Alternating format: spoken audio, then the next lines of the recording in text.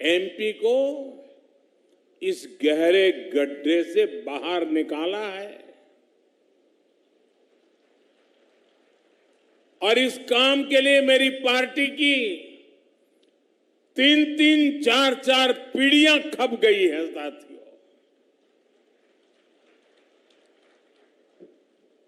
इसलिए हमें एमपी को कांग्रेस के चंगुल से बचाकर रखना ही होगा। रखोगे ना? जरा मुझे पीछे से आवाज सुनाई दे, रखोगे ना?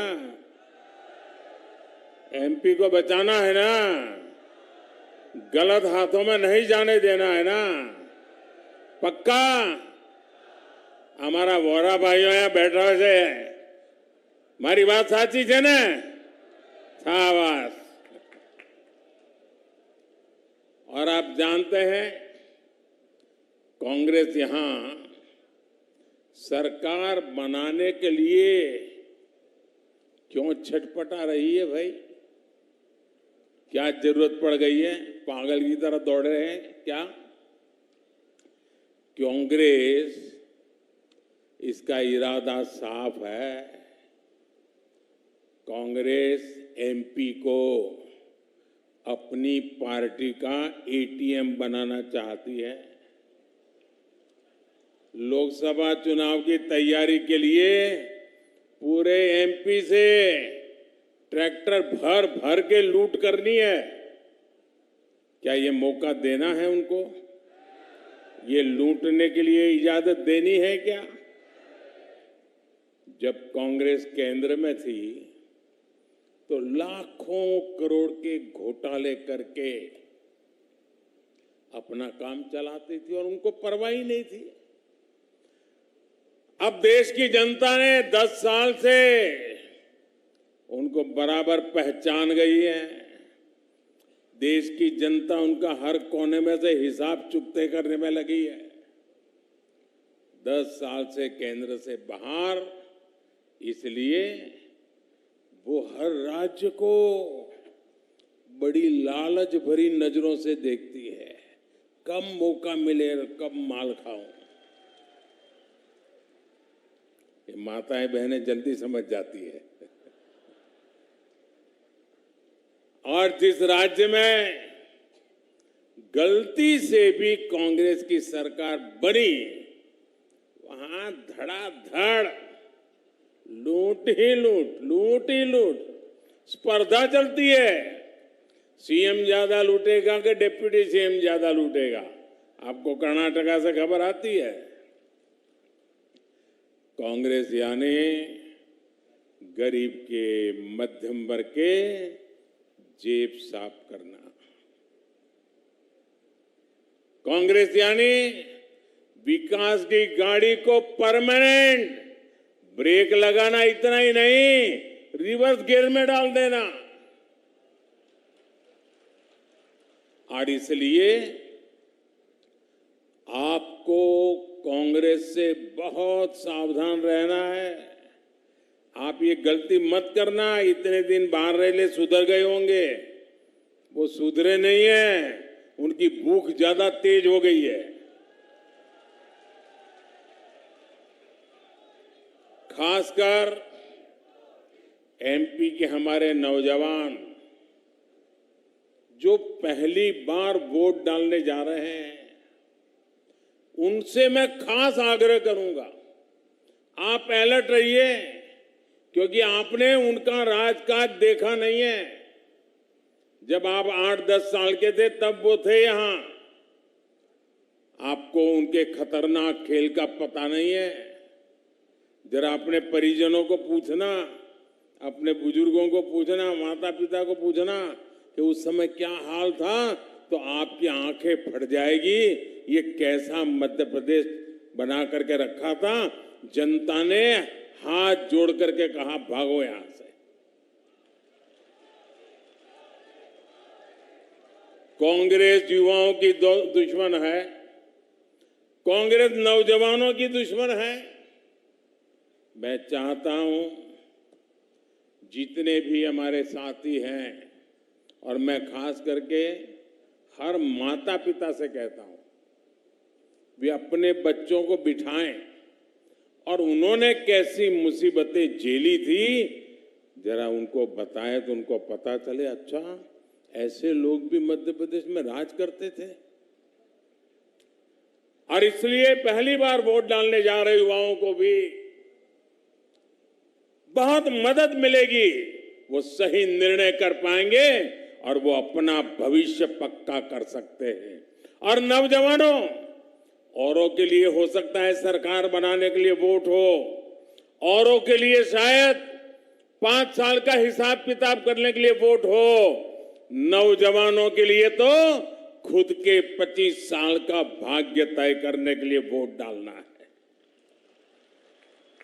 आप ऐसी उम्र में हैं, अगर आपका कालखंड डूब गया, आप अगर आज 25 साल के हैं, अगर 5 साल गए, 30 साल के बाद कौन पूछेगा आपको? दोस्तों, मुझे आपकी चिंता हो रही है, कृपा करके आप अपना भविष्य ऐसे हाथों में मत दीजिए जो हाथ बदनामी से भरे हुए हैं। साथियों, कांग्रेस ने हमेशा सिर्फ अपने नेताओं के विकास की सोची, और इसका सबसे बड़ा उदाहरण ये अपना खंडवा जिला है। कांग्रेस ने इतने वर्षों तक देश में शासन किया, पंचायत से पार्लियामेंट वही लोग थे और कोई झंडा था ही नहीं। हम तो कहीं कोने में पड़े थे, कोई पूछता नहीं था। हम तो दीवार पर भी लिख नहीं पाते थे कि हमारी पार्टी है, ये हाल था हमारा। लेकिन 2014 तक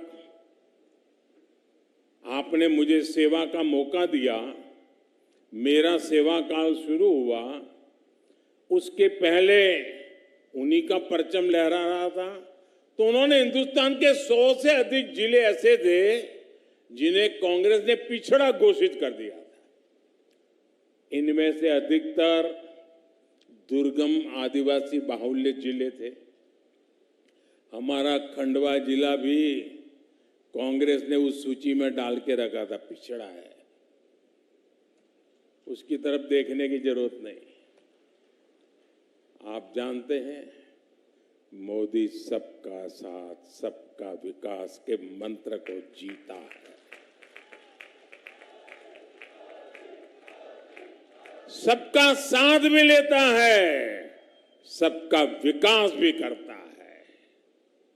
तो मैं खंडवा के लोगों को ऐसे ही अपने हाल पर कैसे छोड़ सकता था? उन्होंने भले छोड़ के रखा, मैं वो पाप नहीं कर सकता था। मैंने अफसरों से कहा कि खंडवा पर पिछड़ेपन का बोझ नहीं चलेगा, इसलिए हमने खंडवा को एस्पिरेशनल डिस्ट्रिक्ट, आकांक्षी जिला घोषित किया और इसके विकास पर बल दिया। मैं खुद दिल्ली से मॉनिटर करता हूं, आपको जानकर के शायद आश्चर्य होगा। रेगुलर देखता हूं देश में कितने जिले आकांक्षी हैं और उन जिलों में डेली क्या प्रगति हो रही है। मैं खंडवा को भी बहुत बारीकी से नजर करता रहा हूं। साथियों, आकांक्षी जिलों में कैसे काम होता है ये खंडवा में भी दिख रहा है और मुझे गर्व है। यहां के जो अधिकारियों की टोली मुझे मिली, उन्होंने मेरी इच्छा के अनुसार जी जान लगा दिया काम में, और जो बुरा हाल था उसमें से बाहर लाया हूं और अब नई ऊंचाई पर लेके जाके रहूंगा, ये भी मेरी गारंटी है। खंडवा की नई पहचान अब देश के बिजली केंद्र के रूप में हो रही है। यहां एशिया का पहला 600 मेगावाट का फ्लोटिंग सोलर पावर प्लांट, यह आपके गौरव में नया इजाफा करने वाला है। बड़ी मात्रा में यहां जल विद्युत का उत्पादन हो रहा है। आपके बच्चों का भविष्य उज्जवल बने, इसके लिए यहां शिक्षा के अनेक नए संस्थान बने। नंद कुमार सिंह मेडिकल कॉलेज भवन बना है। यहां की संतान, जिसका खंडवा के लोग हमेशा गर्व करते हैं, यहां के संतान किशोर कुमार जी के नाम पर सांस्कृतिक भवन भी बना है। मेरे परिवारजनों, आप सभी जानते हैं कि अगले साल लोकसभा के लिए चुनाव होने जा रहे हैं। ये भी तय है कि तीसरी बार केंद्र में फिर एक बार भाजपा की सरकार बनने जा रही है। मध्य प्रदेश का विकास तेज हो सके, इसके लिए मुझे यहां भी स्पीड ब्रेकर नहीं चाहिए, ब्रेक लगाने वाले नहीं चाहिए, रिवर्स गियर लगा के बैठे हुए लोग नहीं चाहिए। मुझे तेज तर्रार भाजपा की सरकार चाहिए ताकि मैं अपने सपने पूरे कर सकूं। एक इंजन केंद्र सरकार का, एक इंजन राज्य सरकार का, मिलकर राज्य के विकास को डबल ताकत दे रहे हैं और तभी डबल तेजी से विकास होता है। वरना जहां कांग्रेस की भ्रष्ट सरकार बनती है, वहां क्या हाल होते हैं। आज आप देश भर में देखिए, जहां उनको मौका मिला है क्या बर्बादी करके रखी है। कांग्रेस की सरकारें सिर्फ झगड़े में उलझी रहती हैं। जनता के लिए उनके पास समय ही नहीं होता है, गोटी बिठाते रहते हैं। अब राजस्थान में 4.5 साल कांग्रेस ने, आप देख लीजिए, अखबार निकाल के देख लीजिए, 4.5 साल पूर्ण बहुमत मिला था। 2400 घंटे उसने उसको काटा, उसने उसको काटा, वो उसको गिराएगा, वो उसको, इसी में खेल चलता रहा। लड़ाई लड़ते रहे, 2 गुट लड़ाई लड़ रहे। अभी कर्नाटका देखिए, अभी 6 महीने हुए हैं। 6 महीने के भीतर भीतर क्या हो रहा है, वहां के मुख्यमंत्री को पता नहीं है कि वो कब तक सीएम रहेगा। हर दिन खबर आती है अब वो बनने वाला है, फिर आता है नहीं वो नहीं, वो बनने वाला है, और हर कोई सीएम बनने के दावे ठोकते रहते हैं। कर्नाटका में विकास ठप है, जनता परेशान है। यहां एमपी में तो अभी अभी टिकट बंटे हैं, लेकिन हो क्या रहा है, कपड़े फाड़ कंपटीशन है। नेता एक दूसरे के कपड़े फाड़ रहे हैं और औरों को भी कह रहे तुम उसके कपड़े फाड़ो, वो कहते तुम उसको कपड़े फाड़ो। ये कांग्रेस का चरित्र है। कांग्रेस में एक नेता को दूसरे से लड़ाया जाता है ताकि यहां आप लड़ते रहो और दिल्ली वाले न्यायाधीश बन करके नामदार अपनी दुकान चलाते रहे। साथियों, कांग्रेस सिर्फ अपने नेताओं के स्वार्थ पर ही टिकी है। जहां जहां कांग्रेस आती है, वहां सत्ता का अहंकार, अपराध की बोलबाला, अनाप शनाप लूट, भ्रष्टाचार, तुष्टीकरण, माफिया राज, यही उनकी पहचान, यही सब कुछ फलता फूलता है। हमने कभी कल्पना भी नहीं की थी कि भारत में कोई सरेआम गला रेत कर गर्व से जश्न मनाएगा। सोचा था कभी आपने? लेकिन ये कांग्रेस शासित राजस्थान में हुआ है। इसलिए मध्य प्रदेश को दूसरे राज्यों के अनुभवों से सबक लेते हुए बहुत सतर्क रहने की जरूरत है। मेरे परिवारजनों, ये वो पावन धरा है जहां आचार्य शंकर को गोविंद भगवत पाद के रूप में गुरु की प्राप्ति हुई थी। हमारे ऋषियों मुनियों ने भारत के लिए तब बहुत तप किया था। उन्होंने देश के अलग अलग कोनों को आपस में जोड़ा था। लेकिन आज कांग्रेस क्या कर रही है? सत्ता की भूखी कांग्रेस आज समाज को बांटने के लिए साजिशें रच रही है, भ्रम फैला रही है, झूठ बोल रही है। कांग्रेस लोगों को बांटकर वोट की फसल काटना चाहती है। मध्य प्रदेश के लोगों को मध्य प्रदेश के उज्जवल भविष्य के लिए, हमेशा हमेशा के लिए ये तोड़ने वाली, बांटने वाली विचार को जमीन दोस्त कर देना है। दोस्तों, कांग्रेस को कहीं खड़े नहीं होने देना है। कांग्रेस को रोकने के लिए मध्य प्रदेश के लोगों का एकजुट रहना बहुत जरूरी है। साथियों, भाजपा सबका साथ सबका विकास के मंत्र को लेकर के चल रही है। भाजपा सरकार के हर योजना का लाभ गरीब को बिना किसी भेदभाव के मिलता है। मोदी के लिए इस देश में गरीब ही सबसे बड़ी जाति है। हमारी सरकार के लिए गरीब कल्याण सबसे बड़ी प्राथमिकता है।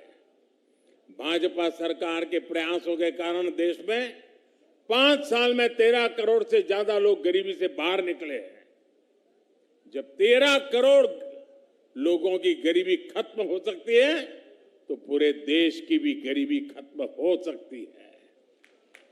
इसके लिए हम हर वो काम कर रहे हैं जो गरीब की चिंता कम करे, उसकी परेशानी कम करे। मेरे परिवारजनों, कोरोना काल में पूरी दुनिया कितनी परेशान थी।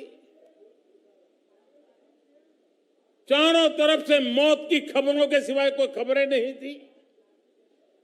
वहां यहां इतने मरे, इतने मरे, इतने मरे। दुनिया के हर देश में अस्पताल डेड बॉडी से भरे पड़े थे। श्मशान में जगह नहीं मिल रही थी। यह हाल बन चुका था। परिवार में भी बेटा बूढ़ी मां को नहीं मिल पा रहा था, कहीं उसको बीमारी लग न जाए। ऐसा भयंकर वातावरण हमने झेला। दुनिया में बहुत कुछ ठप हो चुका था। बाहर जाके काम करना मुश्किल था।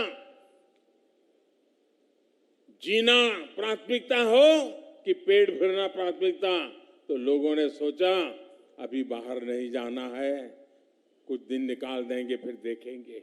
वो हाल था, याद है ना आपको? कैसी मुसीबत के दिन थे। लेकिन मैं दिन रात आपकी सुरक्षा के लिए अपने आप को खपा रहा था। मैं 24 घंटे आपसे जुड़ा रहा था और मैं गरीबी से निकल करके आया हूं। गरीब की क्या मुसीबतें होती हैं वो मुझे किताबों में नहीं पढ़ना पड़ता, मैं जी करके आया हूं।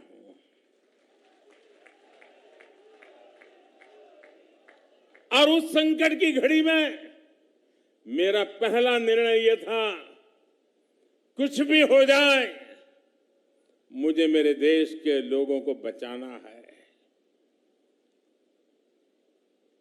मेरा सपना था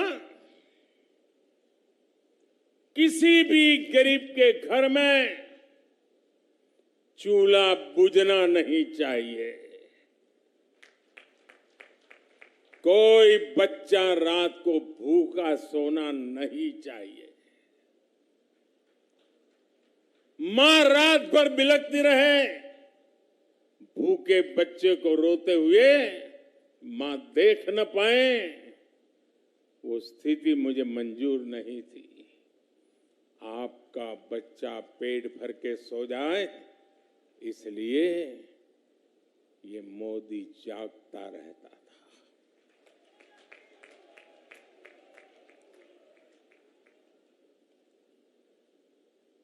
पिछले 3 साल से ये आपका बेटा, ये आपका भाई 3 साल से जैसा एक बेटा अपने माँ बाप की सेवा करता है ना, वैसे ही उसी भाव से मैंने 80 करोड़ लोगों को मुफ्त राशन दे करके उनका जीवन कठिनाइयों से कम करने के लिए प्रयास किया। और लोगों ने मुझको आशीर्वाद दिए। लोगों में ये जो पैसे अनाज में जाते थे वो बचे तो किसी अच्छे काम में लगाने लगे, बच्चों को पढ़ाने में लगाने लगे, बच्चों के लिए अच्छी सुविधा करने में लगे। और जब मैंने सारा अध्ययन किया तो मैंने मन के अंदर एक निश्चय कर लिया, क्योंकि ये योजना तो ये दिसंबर में पूरी हो रही है। तो मैं सोच रहा था भाई दिसंबर में पूरी हो जाएगी तो मेरे परिवारजनों को अभी तो कुछ करना बाकी है, क्या होगा। और इसलिए मैं नर्मदा के तट से आज कह रहा हूं, मैंने निश्चय कर लिया है कि दिसंबर में ये योजना खत्म नहीं होगी, मैं इसे 5 साल और आगे बढ़ा दूंगा, 5 साल और आगे बढ़ा दूंगा। 5 साल के लिए 80 करोड़ लोगों को उनका घर का चूल्हा जलता रहे, ये काम मोदी करता रहेगा।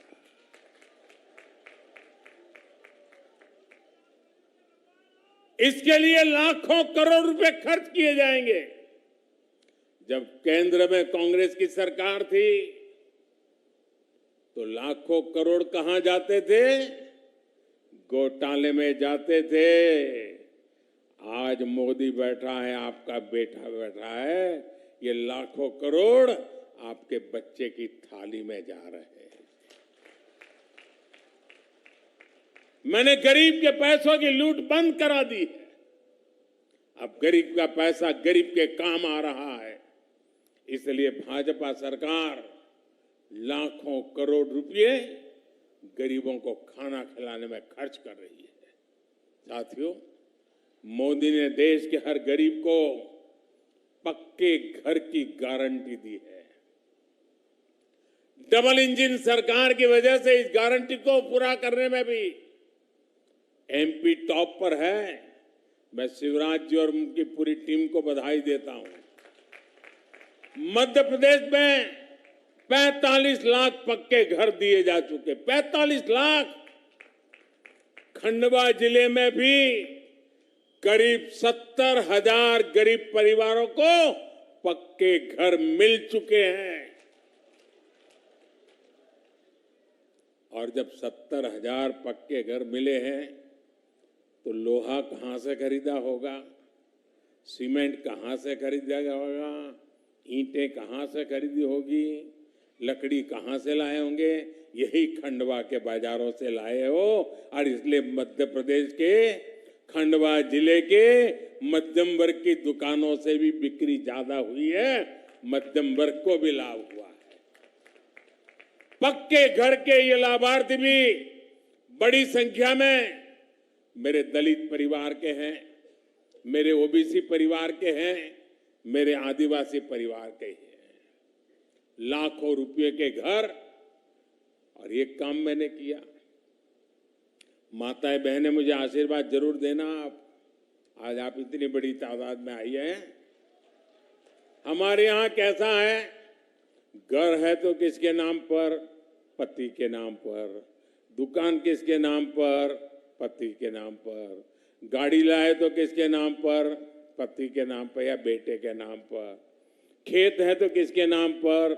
पति के नाम पर। पति नहीं रहा तो किसके नाम पर? बेटे के नाम पर। मां को क्या, महिला को क्या, उसके नाम कुछ नहीं। ये बेटा ये दर्द समझता है। और इसलिए बेटा ने तय किया, माताएं बहनें, जो मैं अब घर देता हूं ना, महिलाओं के नाम देता हूं ताकि वो घर की मालकिन बने। और एक एक घर लाखों रुपए का बन रहा है, तो एक प्रकार से मेरी माताएं बहनें आज लखपति बन गई, तो उसके इस बेटे को कितना आनंद होता होगा, कितना मन को समाधान होता होगा। साथियों, हमारी सरकार जो कहती है वो कहने के लिए नहीं कहती है, हम कहते भी हैं करके करने के लिए, और करके ही दिखाते हैं और जाकर के हिसाब भी देते हैं। भाइयों बहनों, ये जो इतनी जन समुदाय है ना, जो लोग लिखने पढ़ने वाले हैं, टीवी के अंदर आकर के डिबेट करते हैं, जरा देख लीजिए, ये जनता जनार्दन सिर्फ सभा नहीं है, ये बहुत बड़ी गारंटी है। ये लोग गारंटी दे रहे हैं, भाजपा सरकार बनाने की गारंटी दे रहे हैं।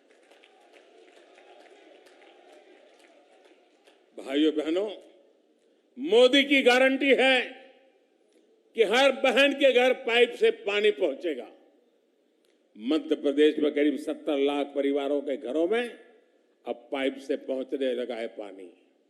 यहां खंडवा में भी 1.25 लाख से ज्यादा घरों को जल जीवन मिशन का लाभ मिला है। एमपी की भाजपा सरकार लाडली बहना और लाडली लक्ष्मी जैसी अनेक योजनाओं से बहनों को सशक्त कर रही है, और आपके मामा तो उसी में लगे हुए हैं बराबर। मेरे परिवारजनों, जिनकी सूद कांग्रेस ने कभी नहीं ली, भाजपा सरकार उनकी सूद ले रही है।